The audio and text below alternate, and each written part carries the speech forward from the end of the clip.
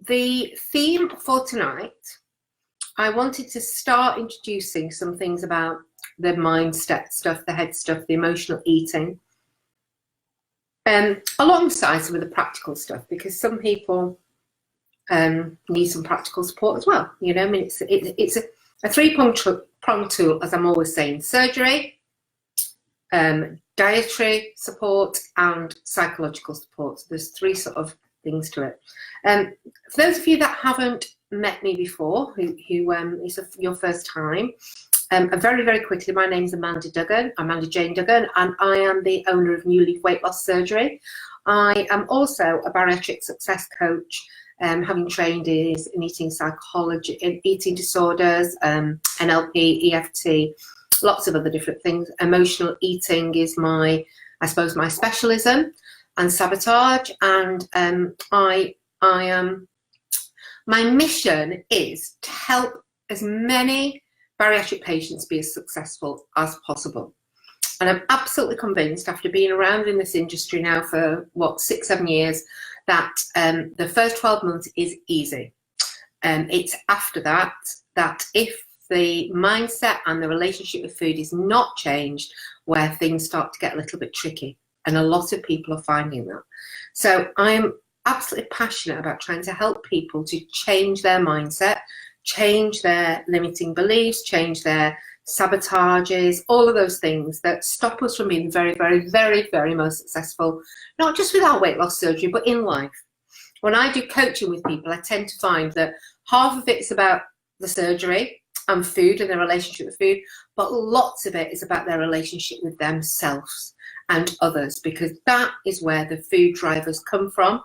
And it's about stepping back into your absolute intrinsic self, because so many of us lose ourselves in the process of becoming obese.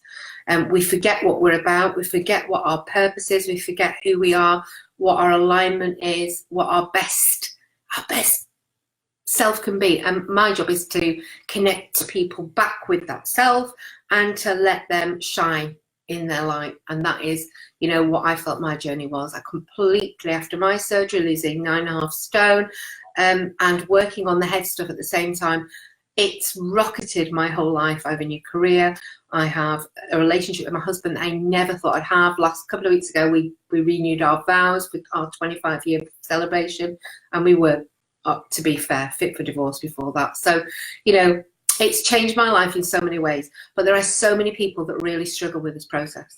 They think it's going to fix everything when they lose the weight, but they don't realize how difficult that ground is, how difficult it is to manage the ups and downs of the weight loss surgery journey, because most of us have been using food as some sort of crutch or support for such a long time that when that is taken away, it's really difficult. We have to manage life, they say, on life's terms, manage our emotions, find different ways of helping, and, you know, everything, lots of things change. Our relationship with ourselves, our relationship with others. So, yeah, so I'm going to be taking some of these topics over the next few weeks. I don't know how long this is going to continue for, but I'm just going to keep going until I run out of stuff, really, and maybe I'll start again, just to help people. So what I thought I'd do today is, you know, it's that thing. We know what the guidelines are. We've had the surgery. We are told. Even somebody today I read on our group that you know, actually admitted, which I think is an amazing thing to do so early on. You know, I've got to keep away from the biscuit tin. It's too easy to eat biscuits. We know what the guidelines are, but there's something in us that just can't stick to that. Why? What is it? You know, why is it that when I signed, or when you signed up for your surgery, I'm assuming that you're struggling with this because you're on here. If you're not yet, you may very well be, so it's still worth listening to. You signed up for your surgery, you paid, you know, a reasonably good amount of money for this surgery, and put yourself under the knife and all the risks that come with that. But yet there's something there that I'll just have that biscuit. I'll just eat that bar of chocolate. That'll be okay. And I know that one biscuit leads to 10, you know. But why is it that I so want it, or we so want the weight loss, the new life, but yet we still can't stop ourselves? Okay, so I thought I'd just have a bit of a chat with you today about that as a bit of an introduction to emotional eating and self-sabotage and all of that area. The first thing that I thought is, somebody said to me that, God, I wish I'd had an operation on my head and not my stomach.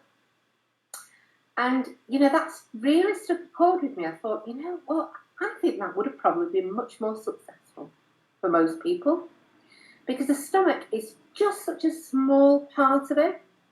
And like the traits of bariatric patients, really, most of them, oh, sorry guys, I've forgotten to mention something. People were asking, how do they know when I'm going live and how can they join up? So I just thought I'd say, if you click on the 3 buttons, 3 little dots at the top of this video, I think on there, it will tell you to follow. Or you can click on my name or New Leaf Weight Loss Surgery, and if you follow it, it should tell you when I'm going live, so you'll know. Because sometimes I do some ad hoc ones. I did one yesterday, I was at a funeral. I did a quick ad hoc one, so it's worth knowing because I'll do the odd ones during the day when I get an insight about something. So anyhow, back to this. So bariatric patients, I would like you, if you resonate or you think you agree with me on this, I want you to just put a yes in the comments on each one of these. So there was 6 major traits of bariatric patients. People that are going or thinking or considering having bariatric surgery. The majority of them are morbidly obese, okay? And I think these are the 6 ones.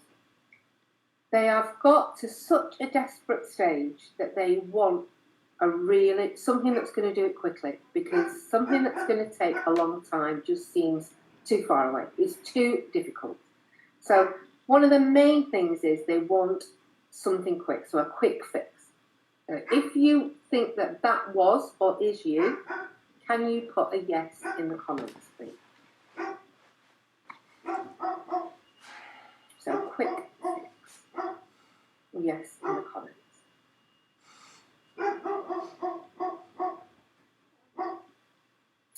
One yes.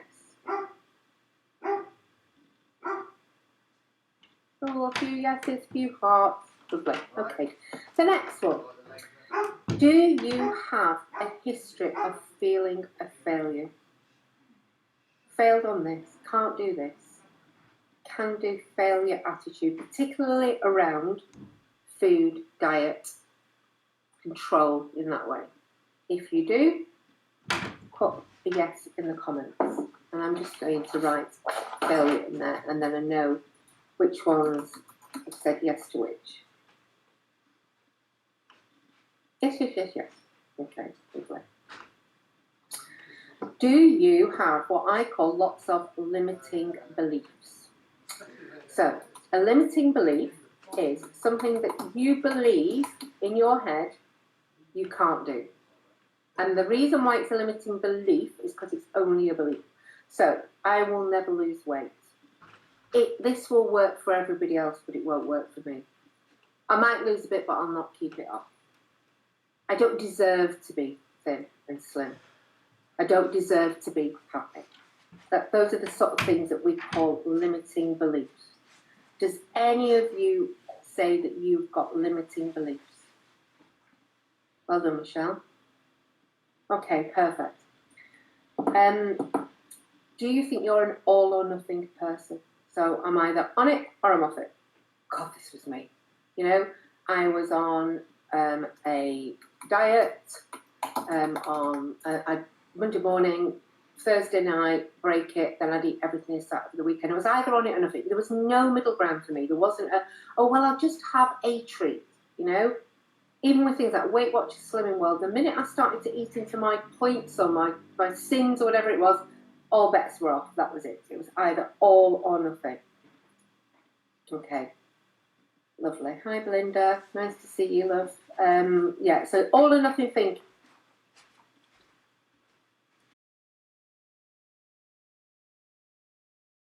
So we were talking about the traits of bariatric patients. So I said, want a quick fix, history of feeling a failure, loads of limiting beliefs, all or nothing thinking. I'm either on a diet or I'm off a diet, no in between. Highly sensitive. So really, really take things to heart. How many of you would say you are highly sensitive? Really take things to heart. Feel what I call a wild feeler. You know, you either feel, when you feel sadness, you feel really sad. When you feel happiness, you feel really happy. But, you know, there's no in between. So my husband's quite in the middle, you know. He finds it really hard to be really joyful, but also he never gets sad. Whereas when I'm joyful, I'm like, yay, you know, and then when I'm sad, I'm like massively sad. So, you know, those of you lots, Michelle, yeah, okay, lovely, sensitive. And then the very last one is that we either seem to see food as a friend or an enemy, friend or foe. It's not, we don't really ever see it as nutrition or fuel for our body. Our attachment to food is a real emotional one. It's either I hate it, God, I'm sick of it, I wish I couldn't eat this, or I love it. You know, it's like, oh God, this is amazing. You know, it's a real emotional attachment to food rather than I'm hungry, so I need to eat something. Or, you know, I hear these people talking about, you know, making sure that they eat a nutritionally balanced. You know, I do, but it's not second nature to me. That's not the way I see food. I see food very much on emotionally. You know, I have an emotional attachment with food. So food is definitely friend or foe to me. Anybody else who would say that? Just pop a quick yes in the comments if that is you. Okay, so unfortunately I've lost loads of people with that unfortunate incident, which is a real shame. I'm just going to have a nip over and see if anybody's written anything on my timeline, is struggling to get in. Oh, a few people there. What a shame. I've lost lots and lots of people. Never mind. Hopefully they'll find the way to come over here now. So, food, friend or foe. Nobody seems to have agreed with. Oh, hang on. Yes, they have. A few people agreed. Okay. So, if we look at those things, one's quick fix. History of feeling a failure, limiting beliefs, all or nothing thinking, sensitive, friend or foe, food as an emotional attachment. The only thing that surgery does anything about is the quick fix. Now, I will absolutely say it is probably the quickest way to lose weight, usually. And it does have that amazing effect that it gives you, you know, that first 4 or 5 stone comes off so quickly that it's like, yes, thank God I can do this. So it knocks out some of those limiting beliefs straight away. So actually the surgery does do that. Some of those limiting beliefs, I can't lose weight, it won't work for me, get knocked out straight away. But the rest of them are very much down to the mindset and the way that we feel about food. And so, you know, there really are something that we need to work on. And today, what I thought I'd talk about was why is it that even though it's what I believe is what I really, really want, I want to lose weight and I want to get fit and I want to get healthy and all of those other things, when I am actually stood in front of that biscuit tin or in front of the chocolate brownies or the cake at Costa, I just can't. There's just something in me that drives me to do it. And almost before I even know or have even thought about it, it's in my mouth. It's there. It's like almost not even, well, it isn't a conscious decision. And that is the whole point. Okay. So I'm going to talk a little bit about our brain, about the conscious and subconscious mind. Some of you heard me talk about this before. I make no apologies for repeating it because it is so important to understand it. And every time we hear something differently anyhow. So just let me have a drink. I'm a bit thirsty. So if you think about our brains, there are 3 parts to our brains, but I'm going to talk about 2 parts of it today. And if we think about our brains as a triangle, or I say an iceberg, okay? But it's a triangle. And the very top little tiny triangle of this iceberg is our conscious brain. It's a bit of the iceberg that's above the water that we can see. And our conscious brain is very much about, it tells us, it looks at things in a rational way. So it can see rationality, it can see numbers, it can see, it works linearly, and can actually rationalize things. So if I do this, this will happen. It can see cause and effect. So when I'm thinking, if I eat that cake, I'm going to get fat, that is my rational brain or my conscious brain that is aware of that. Okay, so you think that that would be enough. Okay, I know that if I do this, this is going to happen. Why is it not enough? Well, the reason is because the rest of that iceberg is underneath the water. Okay, so it's the rest of it. 90% of it is of what drives all of our behavior is our subconscious mind. And that is underneath water, so we can't see it. We're not aware of it. We're not aware of what it's doing. We're not aware it's even there most of the time. It's what makes, the parasympathetic or the paraconscious is what makes our heart, beat and things. But, if I've got a scratch, I'll scratch it. I'm not even aware. I'm not thinking, oh, I've got a scratch. I'll scratch that. My subconscious brain knows if I've got an itch, the best way to get rid of that is to scratch it. So it automatically makes me scratch it, okay? Because if you had to think every single conscious thought of every single thing you were doing, like me moving my hands, and I didn't think about it, I just did it. You'd never get anything done at all. So our subconscious mind is really good because what it does, it protects us. It gets rid of the itch. It uses my hands to demonstrate and get my point across. It protects me and helps me to live what it thinks the very best life that I can live. So its only role is to help you stay alive and protect you. That's what it's there for, without you having to think about it. Okay, but the subconscious mind works on learned behavior. So it works out from a very early age what works and what doesn't work. And what doesn't work, it doesn't do again. So for example, if you're a small child and you go up to a hot fire, you see a hot fire, you touch it and you burn yourself, your subconscious mind very quickly works out red, hot, don't touch, it's going to hurt. And, it teaches you that very quickly. So you subconsciously stay away from hot things if you're aware that they're hot. But it's also, it doesn't understand the consequences in time. So it only understands the consequences of right now. It can only live in the present moment. So it knows that if I touch that right now, it's going to hurt, it'll stop me. But what it doesn't understand is the consequences, for example, of eating that bar of chocolate is going to make me fat or put weight on in a few days' time. It can't work that out. So what it does is it protects us. So if you can think about, say, a fear of phobia. So for example, learnt behavior. Your parents are scared of spiders. Your mother is scared of spiders, and because she's scared of spiders, when you were little, you would see her scream every time she saw a spider. So you learned that a spider is something to be frightened of.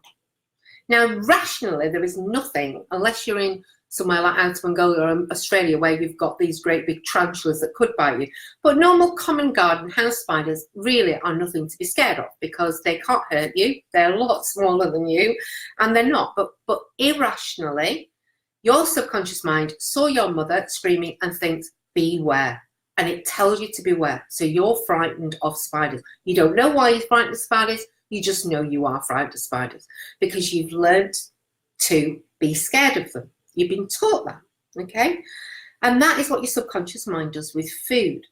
So food sends lots of pleasure signals to the brain, okay? Particularly high sugar and high fat foods. And I'm going to talk to you very much about this in the next series of this, about the relationship between pleasure and sugar and the relationship between weight and sugar and all of those things and how it's not as easy as just saying no.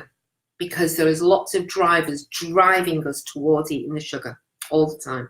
So physiological drivers as well as psychological drivers. So basically, first time you eat sugar, you get some dopamine produced, it feels good, and you think, oh, I like that, I'm going to do that again. And these wild feelers, like I said, tend to have a much more exaggerated hit from something like sugar than a what I call a normal feeler or a mild feeler. Okay, so a wild feeler will get much more dopamine hit than a mild feeler. So are much more driven to eating sweet foods or food. Okay, So, for example, what we also do is we connect love with food, which is a really big thing in our society. So nearly everything that we do, we celebrate or commiserate with food. I went to a funeral yesterday. What do? We eat food. There's lots of cake there. There's lots, you know, if you go to a birthday party, there's a birthday cake. There was a funeral cake. They've even started doing funeral cakes now. I didn't even realise that. It was a coffin-shaped cake. Can you believe that? So, you know, everything that we do is associated with food. Our love and our sadness and everything, our emotions are linked to food all the time from a very, very, very young age. Okay, so I've got a family member, I'm not going to mention who it is just in case they're watching, but I do have a family member who one of their family members, every time their children get upset or fall over, out of the pocket comes a sweet. And it drives me balmy. I'm not an interfering mother-in-law or interfering mother, so I never say anything. But it's like, oh, there you go, darling. Oh, poor you, if you've fallen over. Here you go, give you a sweet. So that small child is always aware that if I'm hurt, if I'm crying, a sweet will take it away. And that is that learned behaviour that she has learned from a very, very young age. So it's not surprising if you fast forward to 30 years later that her subconscious mind has worked out that if every time she's disturbed, emotionally or physically, upset, in pain, if I eat something sweet, it will help. And it will. It does. It's almost like a drug. It does actually help. But it's so, it doesn't help for very long. It really doesn't work. So then we want another one and another one. And then the problem is that we get the consequences. So the consequences of that binge eating, habitual sugar eating, always using foods to control our emotions, is that we start to put weight on. Or we get diabetes type 2, or we get high blood pressure, or we get sleep apnea, or any of the other illnesses that many of us, osteoarthritis I had, you know, and our subconscious brain can't connect those two. If I eat that, I'm going to make my arthritis worse. If I eat that, my diabetes, it doesn't connect them. All it knows is I'm feeling shit. What's the easiest and quickest way to get me and make me feel better? I tell you what, I'll get her to go and get a biscuit.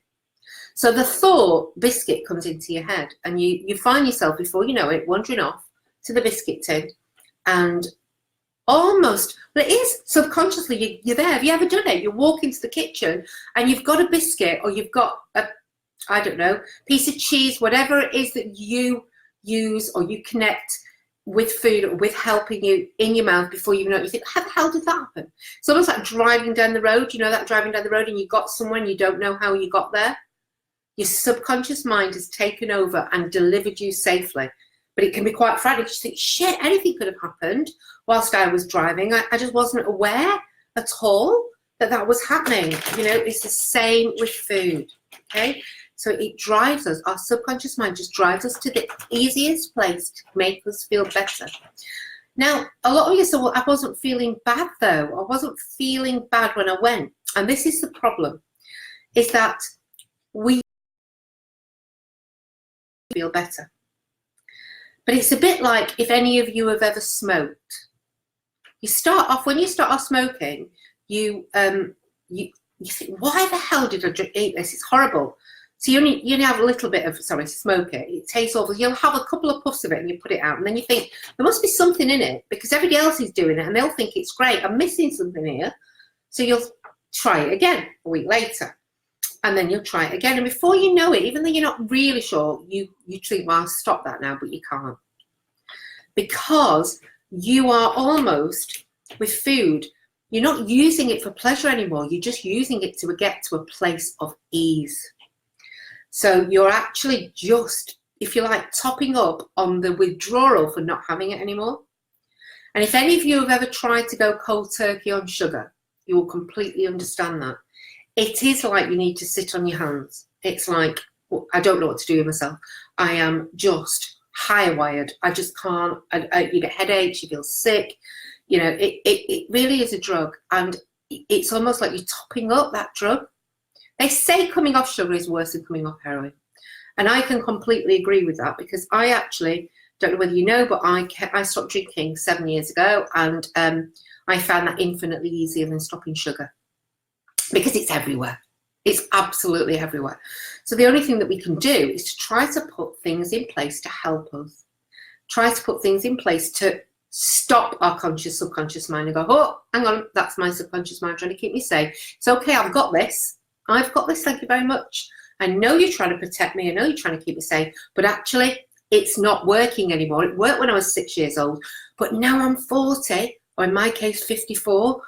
It doesn't work anymore, because actually I'm having too much of it. I'm using it too often, and it's making me fat, and it's giving me arthritis. So thank you very much for trying to keep me safe, but I've got this one. And it's almost like saying that. I sometimes actually say it out loud. I've got this, thanks. Because in the process of doing that, it's almost like you're having that conversation with your subconscious mind. It's worth trying. There are loads of other things that I can, work with you on, and tips and tricks that I'm going to give you over the next few weeks.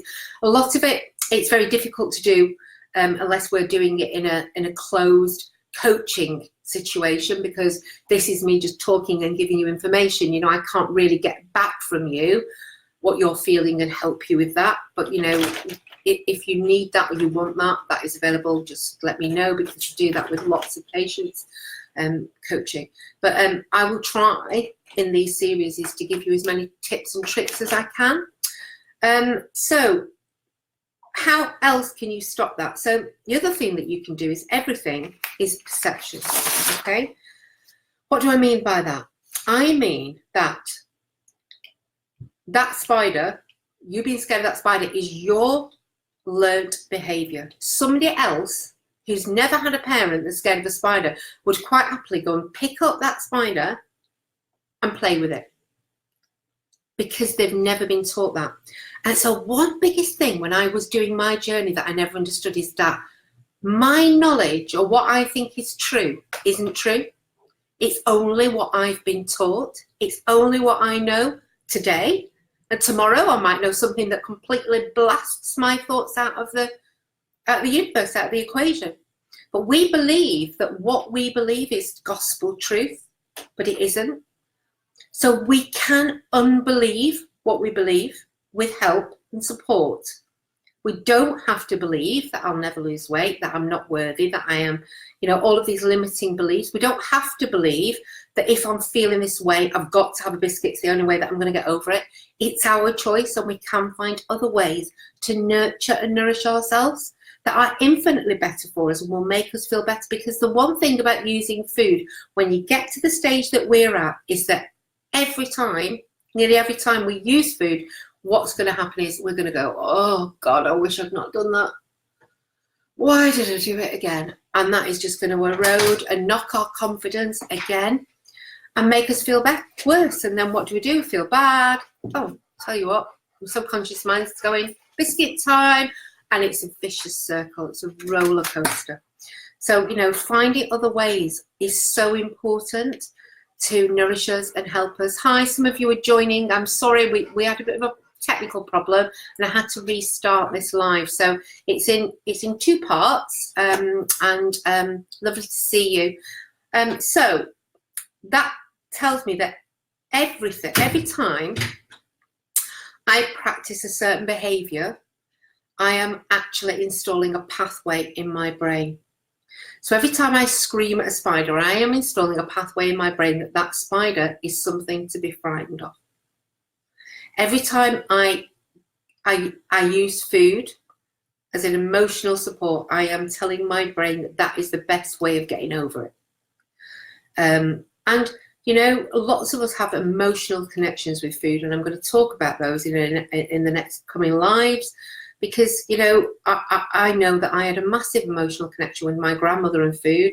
I know of lots and lots of people that I speak to, coaching clients. Nearly everybody has got emotional connections with food. So, somebody said, success is the sum of small efforts repeated day in and day out. And this is something else that I didn't understand. It's this all or nothing behavior, this all or nothing thinking. Oh my God, I've blown it. Forget it now, till Monday. And it's not the going out for that meal and having steak and chips and a piece of cake or whatever, that's blown it at all. That really is going to make so little difference if most of the time I am sticking to the guidelines. So this is the other thing. You're not going to be able to stick to them perfectly every time. You are going to find yourself in the biscuit tin because you've been doing that for years and years and years, and it takes time to change those behaviours. But please try to be kind to yourself and not do that, oh, well, I've blown it now, I might as well have 10. Because it's the sum of the little efforts day in, day out that is going to make you successful. Not the couple of biscuits that you get. But if then you say sod it and press what I call the F it button and go, okay, I've done it tonight now, I might as well eat 10 biscuits, I'll have a bar of chocolate as well, because we all know biscuits, chocolate, crisps, cheese, all of those things, we can get a lot of those into a very tiny tummy. And the damage we can do if we continue that over 2 or 3 days until Monday comes is what the problem is. So, yes, you're going to go and not stick to the guidelines sometimes, and sometimes that's highly appropriate. I have a golden rule, or I try to stick to this. I ask myself 3 questions. First one, is this food going to nurture my body? Because I can eat so little food these days that I need to have, on the whole, nourishing food that's good for me. And if it is, great, tick. Is this food going to nurture my mind, my soul? If it is, tick, and I'll explain that one in a minute, okay? And is it going to taste nice? If it is, tick. So I hear of some people, we all do it differently, going out and having, children's menus, and I ain't doing that. If I'm having only a small amount, it's the best for me. It drives my husband balmy. Fillet steak, you're only going to eat 1/4 of it. And I say, well, I'll take it home and I'll eat it tomorrow in a sandwich. But I'm having really nice tasting food. If it doesn't taste nice, I'm not eating it. So if it nurtures my body and it nurtures my taste buds, or it nourishes my taste buds, then that's 2 out of 3. So I'll eat it. It might not nurture my body, but it might taste nice. So for example, cake, birthday cake at my granddaughter's birthday party, that is going to taste nice. It's not going to do anything for my body, but by not eating it, it is not going to make me feel good, because I'm going to feel I've missed out. I'm not going to feel part of the family. My granddaughter's going to nag me, Grandma, please have some cake.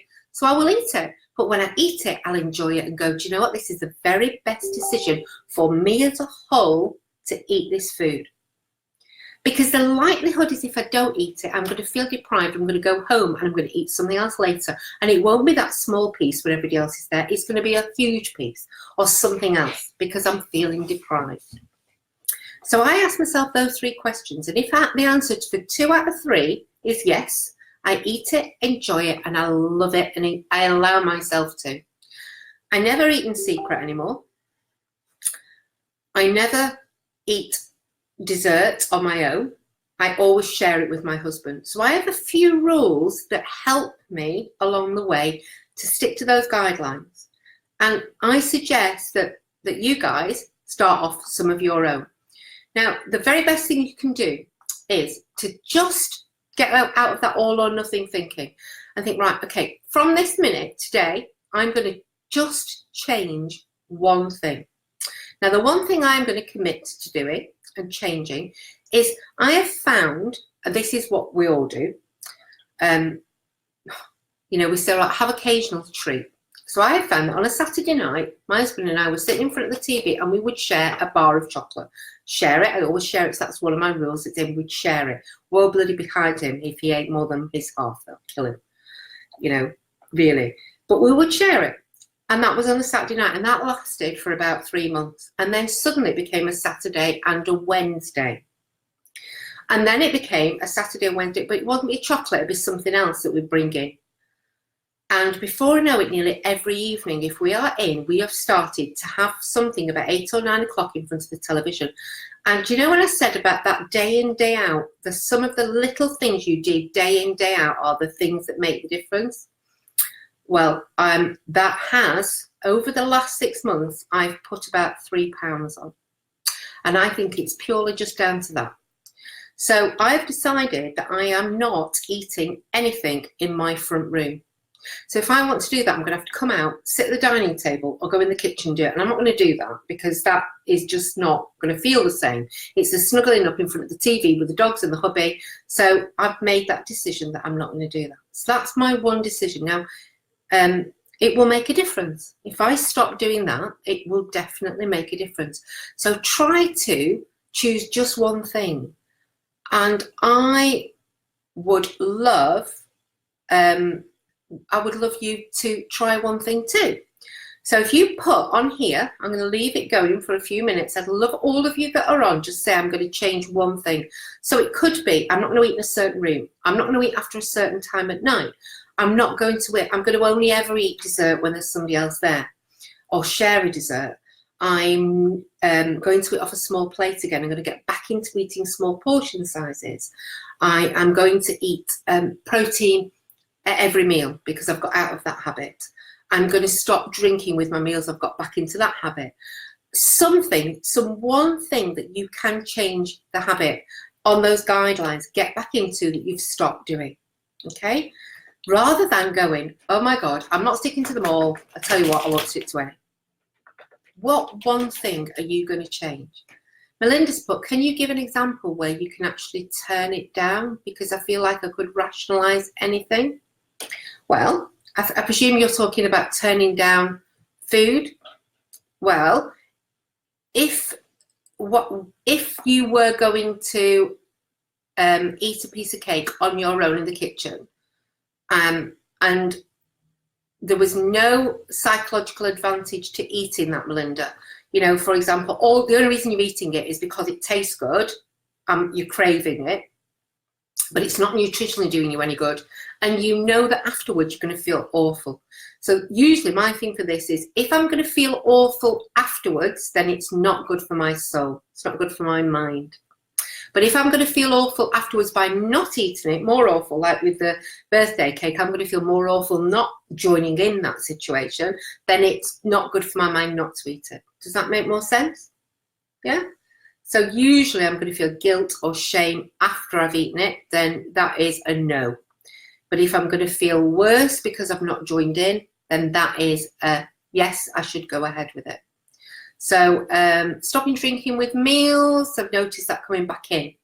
Brilliant. Excellent, Lynn. That's a good one. I want to try to make decent dinners. Okay, Johan, what do you mean by decent dinners?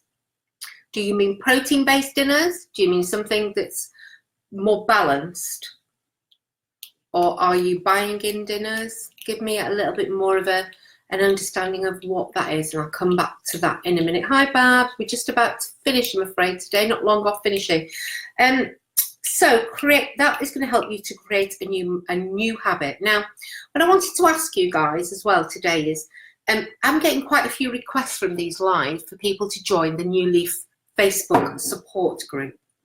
And unfortunately, I have to turn people down that have already had surgery, because that support group is for New Leaf patients that are either considering surgery and want to ask other people questions, or have had surgery and want support from myself and my admins. So they've had surgery with one of our surgeons, and we provide lots and lots of support on there. But because I've started to do these, and I'm opening these up to people from every company, because I want to help as many people as possible, I was thinking it might be a really good idea if we started a different Facebook support group. So I was thinking of something like a mindset or a bariatric success support group. I don't know what I'm going to call it, but yeah. So something that works on the mindset stuff, that works on how to help with emotional eating, self-sabotage, all of that stuff that most support groups don't tend to do as much on. You know, we tend to concentrate very much on diet, food, and that type of thing. And I just thought, what would you guys think about me setting up something where I can post stuff on there? We can all help support each other with this, habits, head stuff, all of that type of thing. Would you guys be up for that? If you would be, I would really, really, you know, if you think it's a good idea, please pop it in the comments with a yes. support group or something like that, and I will consider doing it. If there's not going to be enough people that are interested, then I may not do it, because it will take up a lot of my time and effort. But I'm really happy to do it if those of you think it's a good idea. And even if you're in the New Leaf support group, you know, you can be added to this as well, because this will be much more purely on the mindset side. I know some of you are putting likes, but I need more than a like, because I can't see how many people. So please just put a yes in the comments. That would be great. And then I will add you, or if I do it over the next week or so, I will add you to that, or I'll invite you to be a member of that group and start to post in there on a regular basis, helping support each other in this head stuff, you know, that is such a big part of this journey, that we probably didn't realise how important it was and how much it would change, how much we'd need it, really. Because when we first have the surgery, we just think, oh, that's going to do it. And you know what? It does for a while. And it still does, you know, long term. But it doesn't change up those feelings, you know. It's the feelings that are really important to master. Emotional mastery is so important in this journey. So, yes. So there's a couple of things that I want you guys to do. Please, will you put what you're committing to on here, even if it's after I've finished, because, you know, make yourself accountable to commit to changing one thing from today. And this is the place to do it. Even if you're on replay. And the other thing I'd really love to ask you all, can you share this, please? Please, if you're on any groups, or if you're out and you're telling people about your surgery, please share it on your timeline. We want to help as many people as we possibly can. And those of you that haven't had surgery yet, I hope it's helpful for you. If you'd like to know more about New Leaf and what New Leaf can do to help, let me know. If you'd like to know more about one-to-one coaching with me, again, you know, let me know. This is not what this is about, but I just let people know it's there. Dr. Ruby, one of our surgeons, has just been given the accolade of being the bariatric, what do you call it, the principal of the Bariatric and Metabolic Surgery Society in the Czech Republic, which I'm so delighted. Such an honour and accolade, and so bloody well deserved. He's an amazing man. Committing to not eating sweets alone. Lovely, Melinda, that's a good start. Drinking more water, Michelle, fantastic. Lynn, will it still be private? Yes, I think it needs to be, because I do think that people need to be in a safe place where they can let people know what they're thinking, and it needs to be with other people that I've had surgery. Yeah, I think that's an important thing, but it won't be secret, because I want people to be able to search for it. So, but there will probably be joining questions to make you guys, I want to keep you guys safe. That's really important. So a few of you saying that the support group would be a good idea. That's great. I would join. I think it's good if people struggle. Sure, yes, support group. I would join. Lovely. Okay. Ada, I'm so sorry, my darling. I'm just finishing, but go and have a quick look at it on the live. Finish for tonight. Next week, I will continue on the subject of emotional eating, but what I'm going to talk about is I'm going to talk about the physiology of sugar, and how it's not as easy as just saying I'm going to stop, that you are not helping yourself, or that your body doesn't help you. So take care, everyone. Sorry, I've got hiccups. It's because I'm trying to drink this drink. I've got hiccups. Have a wonderful week. So much love to all of you. It's so lovely to have you here. Please share this, because I'd love to get more people, and I just think it's because people don't know about it. You know, every Wednesday, 7 o'clock, unless I'm on holiday or I've got, you know, family emergency or something. But, you know, let people know. We want as many people as possible to be joining this, so that so many people can get as much success out of their surgery. Yeah, I'm going to get going now. I'm going to go and sit on the sofa without chocolate and snuggle up with my husband and my dogs. So see you later, guys. Take care. Lots of love. Bye.